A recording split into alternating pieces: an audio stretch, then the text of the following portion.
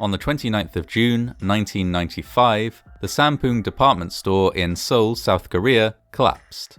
For the hundreds of people working and shopping inside the building, the disaster struck with very little warning. But later investigations would reveal that the failure of the structure had been inevitable and, moreover, anticipated, and that multiple opportunities to minimize the loss of life had been missed.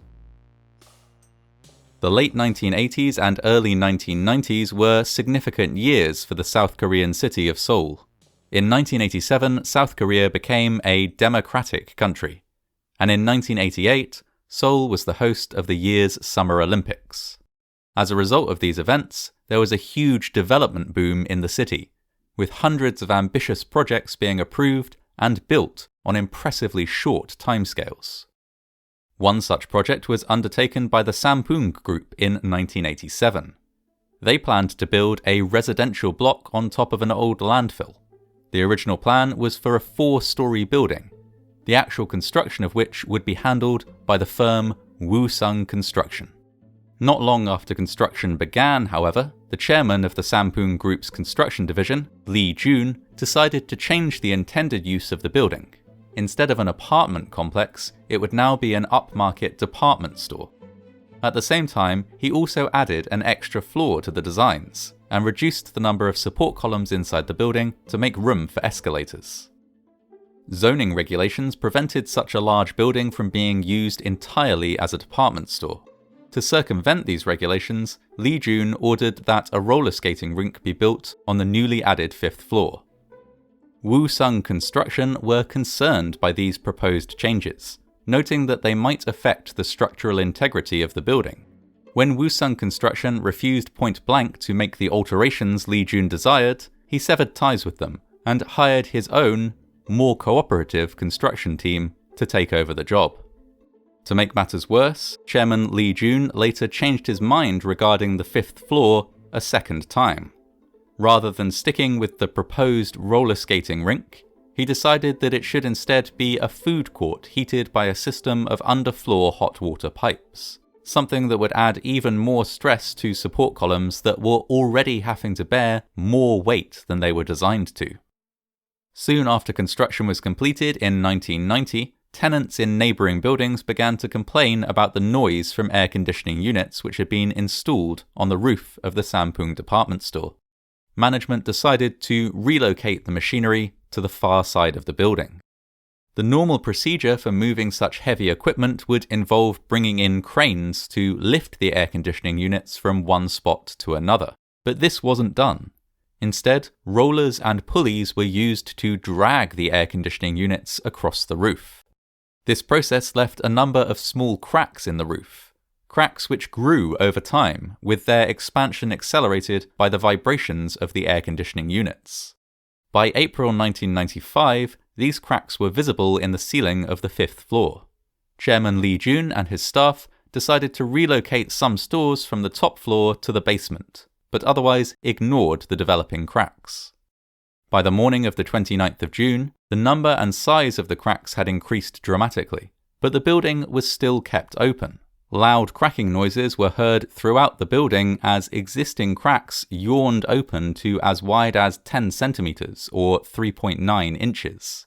Worried, management switched off the air conditioning units, closed the worst affected sections of the top floor, and called an emergency board meeting. It was thought at this time that the eventual collapse of the building was inevitable. Chairman Lee Jun was present at the meeting. When the idea of evacuating the entire building was floated, he reacted angrily. It was an unusually busy day, and clearing out the entire department store would lead to a staggering loss of revenue. This argument proved persuasive, and it was decided that a full evacuation would be unnecessary. Instead, only the executives and board members left the building, Lee Jun included. They left behind thousands of shoppers and staff, including Lee Jun's own daughter-in-law, who worked for a store in the building. At 5:52 p.m, a series of loud cracks were heard throughout the department store. Staff began to evacuate patrons, but it was already far too late. The roof gave way, and the air conditioning units fell through to the 5th floor, which in turn gave way, and crashed through to the lower floors. The overburdened support columns disintegrated, resulting in a total collapse of the south wing of the building, a process which took less than half a minute, but which left hundreds of people injured and trapped in the wreckage. Rescue teams descended on the site. Customers and staff were evacuated from the portions of the building that remained standing, and hundreds of injured people were transported to hospital. Small fires, many of them caused by vehicles crushed by the collapsing building, were extinguished, and rescuers began digging through the rubble.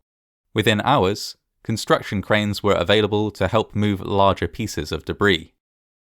Not long after rescue efforts began, however, the mayor of Seoul called off the operation, fearing that the ruins of the building were unstable and might collapse onto rescuers. It was only after strident protests by residents of the city that the wreckage was stabilized with cables and rescue efforts resumed. Now, workers used a special transmitter furnished by Korea Telecom to trigger the cell phones of people trapped in the rubble, allowing them to home in on places where people were buried. Many people were pulled from the rubble, some dead and some injured but alive. After just 2 days, however, officials publicly stated that there were no more survivors to be found, and the focus of the operation shifted towards the recovery of bodies. Despite this change in focus, several survivors were found over the course of the next 2 weeks. While trapped in the rubble, they had survived by drinking rainwater that trickled down through the wreckage. They noted, however, that many other people who had initially survived the collapse had drowned due to an excess of water used by the fire service to extinguish small fires in the wreckage. The final survivor was rescued after spending 17 days beneath the rubble. 19-year-old Park Sung-hyun came through the disaster with just a few minor injuries. In total, the disaster killed 502 people and injured a further 937. It was the deadliest accidental building collapse ever recorded at that point in time, and would remain so for more than a decade. In the aftermath of the disaster, an investigation was launched. It was initially thought a gas leak might have triggered the collapse, or that it might have been caused by a terrorist attack orchestrated by agents from North Korea. These theories were, however, soon ruled out by investigators. Professor Lan Chun of the Dankook Engineering School was in charge of the investigation, and decided to focus on the possibility of a structural failure. Initial testing of the debris discovered that much of the concrete mix used was substandard, being made up of cement and seawater, and that some of the steel reinforcing rods used had also been substandard. Investigators also discovered the fact that the number and location of support columns had been changed as the intended use of the building was altered. This had been exacerbated by the dragging of air conditioning units across the roof, an act which made the eventual collapse of the building almost inevitable. Chairman Lee Jun was sentenced to 10.5 years in prison for criminal negligence. He was not alone in receiving a custodial sentence. His son, who had been CEO of the department store, was also sent to prison for 7 years for accidental homicide and corruption. Several other city officials were also briefly imprisoned or fined for having accepted bribes to overlook the poor condition of the building. Both Lee Jun and his son agreed to surrender their assets to the government to be used to provide compensation for those affected. The Sampoong group ceased to exist, but this was by no means the end of the story. Buildings across the city, particularly those built during the construction boom of the late 1980s and early 1990s, were subjected to several rounds of vigorous inspection. Hundreds were found to be unsafe. Indeed, 1 in every 7 buildings inspected required significant rebuilding, and only 1 in every 50 buildings was found to be completely safe. The Sampoong department store was built at a time in the history of Seoul when progress was prioritized above all else.